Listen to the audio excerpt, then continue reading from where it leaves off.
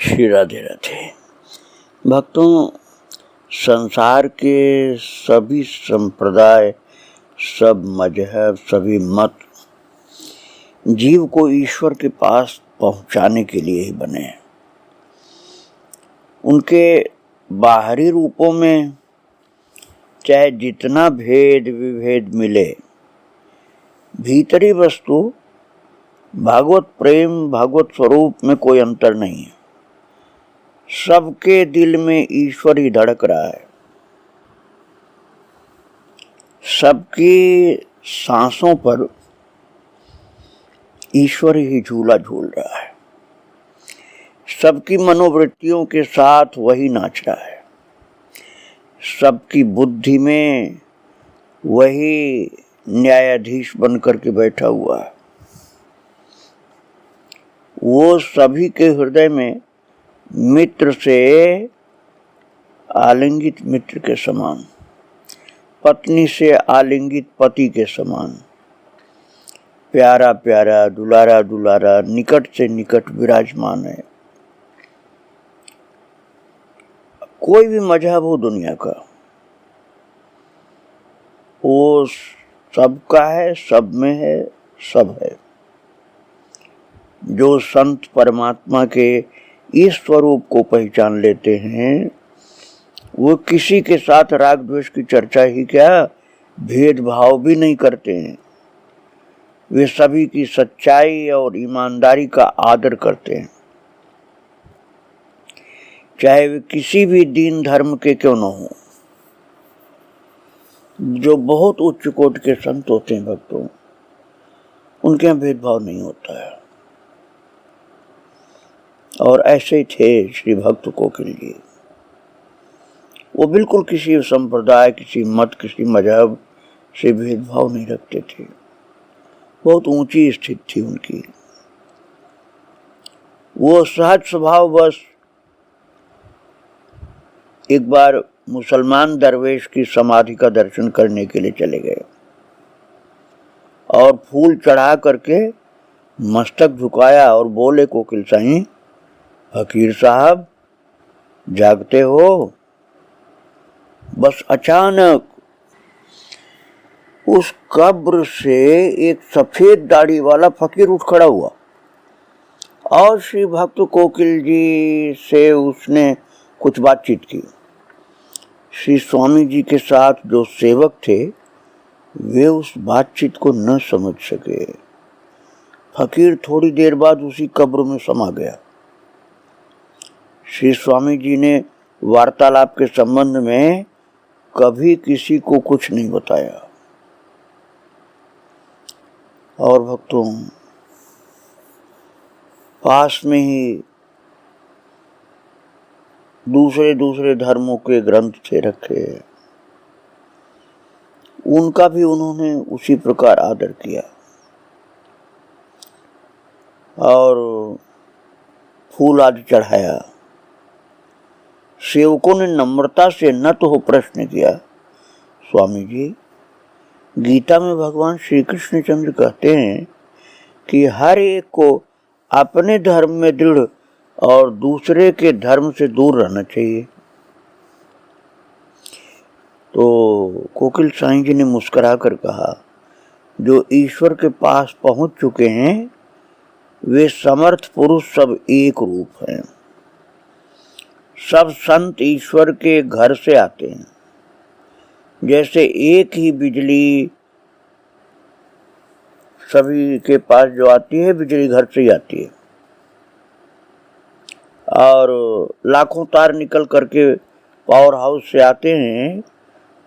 सब लाइट जलती हैं, अलग अलग प्रकार की क्रियाएं होती हैं बिजली की, किसी किसी रूप में भिन्न भिन्न प्रकार की होती। इसी प्रकार से मजहब में भिन्न भिन्न रूपों में संत प्रकट होते हैं। हम तो हर जगह सदगुरुदेव श्री नानक जी को ही देखकर प्रणाम करते हैं। अब आप देखिए कोकिल साईं का विशाल हृदय कैसा था कि वे गुरुदेव नानक को मानते थे।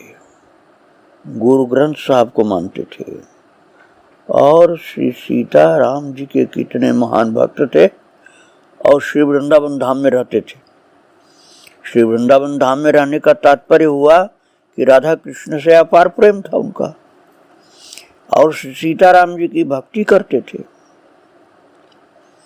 अब बताइए, हम अयोध्यावासी श्री कृष्ण और राधा जी को अपना न माने या वृंदावनवासी श्री सीताराम जी को अपना न माने तो भक्ति में कुछ थोड़ा सा कुछ ऐसा लगता है कि अभी पूर्णता शायद नहीं हुई। किंतु कोकिल साईं जी के विशाल हृदय में ऐसी कमी नहीं थी भक्तों। वे श्री राधा कृष्ण से प्रेम करते हुए वृंदावन धाम में थे और उनकी इष्ट थी जानकी जी। उनको श्री सीताराम जी का दर्शन मिलता था, आंखों से प्रेम के आंसू गिरते थे और सभी मत, सभी मजहब, सभी पंथ, सभी संप्रदाय के संत उनको दर्शन देते थे। सिद्ध से सिद्ध महापुरुष प्रकट हो जाते थे और वो खुद कहते थे कि हम तो हर जगह सदगुरुदेव श्री नानक जी को ही देखकर प्रणाम करते हैं और सभी शास्त्रों को श्री रामायण स्वरूप ही समझते हैं। रामायण से प्रेम बहुत था, श्री सीताराम जी के सच्चे भक्त थे, लेकिन वो कहते हैं सभी शास्त्रों को मैं रामायण स्वरूप ही समझकर प्रणाम करता हूँ और सभी संतों को गुरु नानक का रूप समझकर प्रणाम करता हूँ। श्री भक्त कोकिल जी एक बार एक सूफी फकीर से मिलने गए और उस समय बहुत से सेवक भी महाराज जी के साथ थे। श्री स्वामी जी ने इतनी भीड़ लेकर संत दर्शन के लिए जाना ठीक नहीं समझा। रात्रि का समय, जंगल का स्थान और गैर मजहब के संत। सेवकों ने प्रार्थना की कि सब नहीं तो 2-4 ही साथ चलें, परंतु श्री कोकिल स्वामी जी ने किसी को भी साथ नहीं लिया। वे दृढ़ स्वर से बोले, फकीरों के पास जाने में डर का क्या काम? तुम लोग हमारी क्या रक्षा कर सकते हो? सबके रक्षक एकमात्र प्रभु हैं। श्री स्वामी जी अकेले ही फकीर के पास चले गए। भक्तों ने बहुत रोका लेकिन वो माने नहीं और जाकर नम्रता से प्रणाम किया। फकीर ने बड़े आदर और प्यार से बैठाया। वार्तालाप के प्रसंग में श्री स्वामी जी ने पूछा कि ईश्वर मिलन के लिए क्या यत्न करना चाहिए? फकीर ने कहा, फकीरों के दिल से दिल मिलाना चाहिए। भक्त कोकिल जी बोले, दिल से दिल कैसे मिलाया जाए? फकीर ने कहा, फकीर के साथ अपनी सब क्रिया मिला देनी चाहिए। जूठा खाना, उतरे कपड़े पहनना आदि आदि। भक्त कोकिल जी ने कहा, ये सब तो बाहरी क्रिया है। बाहरी क्रिया तो सब धर्मों के अलग अलग होती है। मैंने तो दिल मिलाने का ये अर्थ सुना है कि ईश्वर मिलन के लिए फकीरों के हृदय में जैसा प्यार, प्यास, भाव और साधना होती रहती है, उसको अपनाना ही दिल से दिल मिलाना है।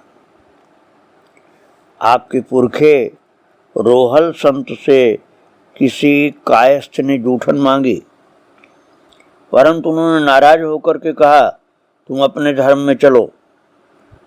गीता में यही तुम्हारे भगवान की आज्ञा है। संतों के हृदय से प्रवाहित उपदेश रस के रंग में अपने जीवन को रंग देना ही, उनकी आंखों के इशारे के ताल पर नृत्य करना ही उनके दिल से दिल मिलाना है। श्री भक्त कोकिल जी के खरे और सच्चे वचन सुनकर फकीर ने प्रसन्न होकर इनके दोनों हाथ में ले लिए और उन्हें अपनी आंखों से लगाकर प्रणाम किया। प्रेम किया। एक दिन श्री भक्त कोकिल जी एक दूसरे सूफी संत के पास गए। सूफी संत ने उन्हें विराजमान करने के लिए एक चारपाई मंगवाई, पर श्री भक्त कोकिल जी ने उस पर बैठना स्वीकार नहीं किया और आसन को नमस्कार करके प्रणाम करके नीचे धरती पर बैठ गए। श्री स्वामी जी ने हाथ जोड़कर पूछा कि आपके मुर्शिद सचल संत ईश्वर से मिलने के लिए साधना की हद तक कहाँ तक बताते हैं? उनकी जो हद होती है, अर्थात ईश्वर से मिलने के लिए साधना की जो हद होती है, वो कहाँ तक होती है? सूफी संत ने कहा है कि जीव सच्चे हृदय से साधना करता हुआ ईश्वर की ओर चले तो भी ईश्वर के पास पहुंचने में हजारों वर्ष लग सकते हैं। और अगर मुर्शिद की कृपा हो जाए, भक्त मुर्शिद की कृपा का तात्पर्य गुरुदेव की कृपा, सिद्ध महापुरुष की कृपा, ये जो उनकी कृपा हो जाए तो ये विषय में फंसा हुआ जीव भी बिना किसी साधन के 10 बरस, 10 महीना, 10 दिन, 10 घड़ी, 10 पल में भी ईश्वर से मिल सकता है। ये सुनकर स्वामी जी को अत्यंत हर्ष हुआ और कोकिल साईं बोले, वाह वाह, सूफी संतों की ये बात बहुत अच्छी है। मुर्शिद की मेहर से क्या नहीं हो सकता है। वो बिंदु को सिंधु, तृण को कल्पवृक्ष, नागफनी को चंदन, लोहे से सोना, मुर्दे से जिंदा और जड़ से चेतन बना देती है। कितना अद्भुत हृदय में ज्ञान और प्रेम था कि उन्होंने किसी मजहब, किसी संप्रदाय, किसी पंथ से जरा सी भी घृणा नहीं की और उनको एक से एक महान संत हर मजहब में मिलते रहे, जैसे उनके साथ भगवान ही चल रहे थे। सिंध प्रांत के दादू जिले में थले नाम का एक छोटा सा कस्बा है। वहाँ के बहुत बड़े स्थान दरबार साहब में संत श्री कुंदन दास जी महंत थे। उनके साथ श्री भक्त कोकिल जी का बहुत ही घनिष्ठ संबंध था। श्री स्वामी जी वर्ष में प्रायः महीने 2 महीने वहाँ रहते थे। खूब सत्संग होता, भगवत चर्चा होती, बहुत से संत वहाँ इकट्ठे होते। वहीं संत श्री टहल्याराम जी भी निवास करते थे। जब टहल्याराम जी वहाँ निवास करते थे तब की बात है, बाबा अर्थात कोकिल साईं जी वहाँ जाते थे। अब श्री टहल्याराम जी के शिष्य श्री प्रेमदास जी उस स्थान के महंत हैं। ये बात जो मैंने बताया ये स्वामी अखंडानंद जी के समय की है। अब श्री प्रेमदास जी भी शायद न हूँ, उनके शिष्य लोग होंगे। तो एक दिन टहल्याराम जी ने श्री भक्त कोकिल से प्रश्न किया, बाबा साहब, श्री गीता जी में प्राण प्यारे श्री कृष्णचंद्र जी ने भक्तों के 4 भेद, जिज्ञासु, आर्त, अर्थार्थी और ज्ञानी, ये वर्णन किए हैं तथा ज्ञानी को श्रेष्ठ बतलाया है। आप कृपा करके चारों का स्वरूप और ज्ञानी की श्रेष्ठता का कारण बतलाइए। भक्तों को टहल्याराम जी ने बात पूछी थी और भक्त कोकिल जी ने कहा, भाई साहब, प्रेम रस में मग्न होकर आनंद कंद श्री ब्रजचंद्र ने प्रेम मूर्ति ब्रजवासियों से जो कुछ शिक्षा प्राप्त की थी वो सब उन्होंने अपने प्रिय सखा अर्जुन के सामने प्रकट कर दी। ये तो श्री कृष्ण का हृदय है, प्रेम और परा का आनंद है, मधुर रस से तरातर रसूल्ला है, इसमें मिठास ही मिठास है, प्रेम ही प्रेम है। श्री कृष्ण के हृदय में प्रेम के सिवा और है ही क्या। अच्छा तो अब सुनो। ऐसा बोल करके कोकिल साईं जी सुनाने लगे। भक्तों, श्री कोकिल साईं ने जो 4 भक्त गीता जी में बताए गए ना 7वें अध्याय में, आर्तो जिज्ञासुर अर्थार्थी ज्ञानी च भरत ऋषभ, तो वो आर्त जिज्ञासु अर्थार्थी और ज्ञानी, उनका जो वर्णन किया है, जो व्याख्या की अर्थात जो परिभाषा की कोकिल साईं ने, वो अद्भुत है, बहुत ध्यान से समझने की है। वो कह रहे थे टहल्याराम जी से कोकिल साईं कि आर्त भक्त वह है जो संसार को दुख में जानकर सुख रूप प्रभु की ओर व्याकुल और अधीर होकर चल पड़ता है। और साधारणतः क्या समझा जाता है कि जो अपने दुख को मिटाने के लिए भगवान से प्रार्थना करे वो आर्त भक्त माना जाता है। कोकिल साईं ने क्या कहा कि संसार को दुख में जानकर सुख स्वरूप प्रभु की ओर जो चल पड़े, ये नहीं कि अपने दुखों को मिटाने के लिए भगवान को कहे हमारा दुख मिटाओ। दोनों में अंतर है भक्तों। और फिर आगे बोले कि जब आर्त भक्त के हृदय में प्रियतम से मिलन की प्यास जगती है और वो प्रेमी संतों को जा करके प्रणाम करता है और प्रेमी संतों की प्रियतम से मिलाने वाली संतों की प्राप्ति की इच्छा करता है और खोज करता है, सत्संग करते करते संत सद्गुरु की प्राप्ति होती है और वो अपना मान एवं सुख छोड़कर सद्गुरु की सेवा में रहकर शुभ गुणों को धारण करता है और अपनी मधुर लालसा में सद्गुरु द्वारा बतलाए प्रीतम के मिलन साधन में संलग्न हो जाता है, वो जिज्ञासु भक्त है। क्योंकि दूसरा नंबर आर्थ के बाद जिज्ञासु, आर्थो जिज्ञासु अर्थार्थी ज्ञानी च भरत ऋषभ। तो जिज्ञासु भक्त की बात बता रहे हैं कोकिल साईं। ये जिज्ञासु भक्त 2 धाराओं में बट जाते हैं, ऐसा उन्होंने कहा कि एक राग प्रिय और दूसरा वैराग्य प्रिय।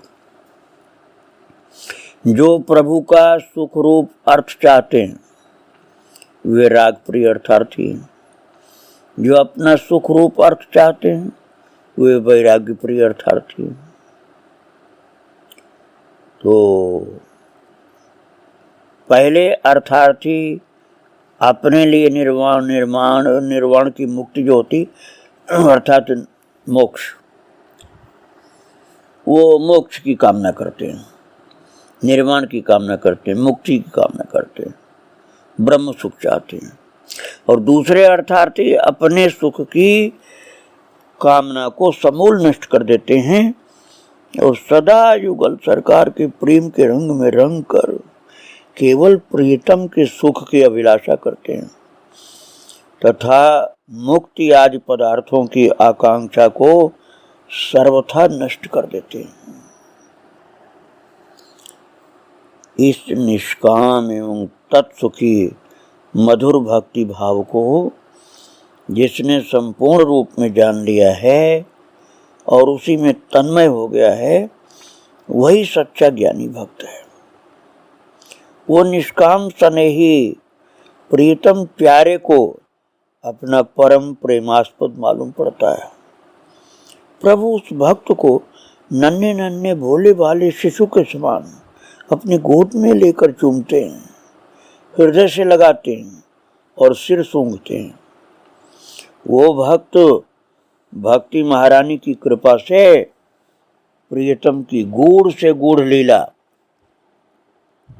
गुण, चरित्र, प्रभाव, प्रताप, ऐश्वर्य, तत्व और रहस्य का ज्ञाता हो जाता है। इसलिए प्रभु उसको ज्ञानी कहते हैं। ये सब जानबूझकर भी उसकी स्थिति प्रभु के प्रेम में ही रहती है। ये ज्ञानी भक्त प्रारंभ में शांत रस में प्रवेश करता है। वो अपने अंतर में कोटि कोटि सूर्य के समान प्रकाशमान रास विलास के अद्भुत आनंद का दर्शन करता है।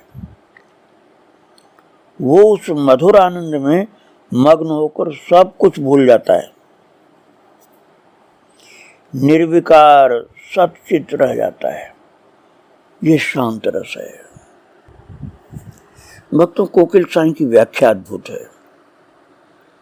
नहीं तो सामान्यतया जो अर्थ किया जाता है अर्थ जिज्ञासु अर्थार्थी ज्ञानी आदि का, उससे ये महाराज बहुत ऊंची बात है जो कोकिल साईं बता रहे हैं। कई भक्त इस आनंद में डूबे रह जाते हैं। जो ज्ञानी भक्त की बात मैं आपको बता रहा हूं। और शांत रस जो निर्विकार सतचित रह जाता है वो शांत रस है। कोकिल साईं ने कहा इसमें कई भक्त डूबे रह जाते हैं और कुछ विरले भक्तों के हृदय में इस महासुख में भी सेवा की लालसा उदय होती है और वो प्यारी प्यारी भोरी भोरी किशोर किशोरी जुगल जोड़ी के सानिध्य में पहुंचकर सेवा करूं, बस उसके मन की अभिलाषा ये जानकर युगल सरकार तत्क्षण उसे अपनी दासी बना लेते हैं और सेवा में ले लेते हैं। तब वो कभी पंखा झलती है, कभी चमर डुलाती है, कभी युगल के महल में झाड़ू लगाती है, कभी पानी भरती है और युगल को प्यारी सहचरियों को अपनी प्रेम पूर्ण सेवा, स्नेह भरी सहृदयता, सद्भाव और सद्गुणों से प्रसन्न करती है। ये दास्य रस है। ये कोकिल साईं का अद्भुत दास्य रस है भक्तों। दास्य रस में ये होता है कि सेवक बन करके सेवा करना, लेकिन इन्होंने कितनी गहराई तक की सेवा की बात की है, जिसमें मेरे विचार से गोपी भाव भी आ जाता है, सहचरी भाव भी आ जाता है। उसको महाराज जी दास्य रस बता रहे हैं। दासी के नम्र, आज्ञाकारी, इंगितज्ञ, सौम्य, फुर्तीले और हितैषी शील स्वभाव को देखकर युगल सरकार प्रसन्न हो जाते हैं और अनुचरी को सहचरी बना लेते हैं। तब वो सदा सर्वदा युगल के साथ रहकर उनके सुख के साज सजाती है, उनको मिलाने का यत्न करती है। युगल के परस्पर मान की शांति के लिए एक दूसरे के पास प्रेम संदेश पहुंचाती है, निहोरे करती, हाहा खाती, युक्ति बनाकर, झूठ बोलकर, अपने धर्म की परवाह छोड़कर युगल को मिलाती है। भक्तों, यहाँ आप मर्यादा की बात मत सोचना, यहाँ प्रभु को अपने प्रियतम को सुख देने की बात है, इसलिए ऐसी बात कही गई। वो उनके खेलने के लिए खुद खिलौने बन जाती है। होली के दिनों में कभी रंग, कभी पिचकारी, कभी कमोरी और कभी तीनों बनकर युगल को उमंग की भंग से नए नए रंग में सराबोर करती है। नया चाव, नया जोश, नया आवेश उकसाती है। वो सहचरी कभी हरिण बनकर युगल के वस्त्र का छोर मुंह में डालकर लाड़ प्यार से खींचती है, कभी कोकिल बनकर मधुर मधुर पंचम स्वर में तान अलापती है, कभी पपीहा बनकर पी कहाँ ऐसे बोलकर मिलने के लिए उत्कंठित करती है, कभी हाथ में मधुर मधुमती वीणा लेकर मधुर रंगीली राग रागनियों का साज समाज उपस्थित कर देती है। तात्पर्य ये जैसे युगल प्रसन्न हो, सुखी हो, वही खेलती है और यही उसका लक्ष्य रहता है कि युगल प्रसन्न होने सुख मिले। युगल के मन में खेलने की इच्छा उदय होने के पूर्व ही वो जान लेती है और वही साज सजा कर रखती है। यह सख्य रस है। ये सुखात्मक अनंत मधुर प्रेम देखकर युगल उसके वश में हो जाते हैं। अब देखिए जो कोकिल साई ने सख्य रस बताया है, इसमें कितनी गंभीरता है। केवल सखा बन के खेलना ही नहीं है, सेवा की कैसी मधुरता है यहाँ। जिस प्रकार बच्चा निसंकोच होकर अपनी प्यारी माँ से प्यार करता है, वैसे ही युगल सरकार अपनी सहचरी के साथ निसंकोच हो जाते हैं। उस पर पूर्ण विश्वास करके अपने हृदय का सारा हाल कर देते हैं और उसके साथ अटपटी चाल चलते हैं। अब वो सहचरी नहीं रहती, परम वात्सल्यमयी बड़ी बूढ़ी होकर दोनों को सुख पहुंचाती है। युगल सरकार उसकी गोद में बैठते हैं। जैसे मैंने आपको सुनाया था, पहले चरित्र सुनाया आपको आनंदी बाई का, जो राधा वल्लभ मंदिर के बगल में मंदिर है आनंदी बाई का। वो वात्सल्यमयी माता राधा कृष्ण को गोद में ही रखती थी। ऐसी ही महान भक्ता की स्थिति कोकिल साई बता रहे हैं। वो कहते हैं कि युगल उसकी गोदी में बैठकर रस रंग की क्रीड़ा करते हैं। मान करने पर वो समझाती बुझाती है, अधिक हट करने पर डांटने फटकारने में भी नहीं चूकती। जब किसी भूल के कारण मान हो जाता है, तब यही परिस्थिति का स्पष्टीकरण करके मान छुड़ाती है और युगल सरकार को प्रेम के हिडोले पर सुला करके झूला झुलाती है।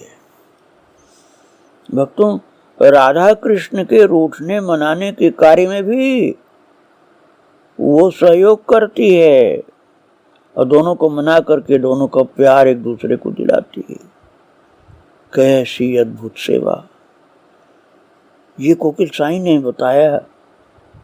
ये भक्तों के भाव की बातें, सब कुछ उसमें कर दिया।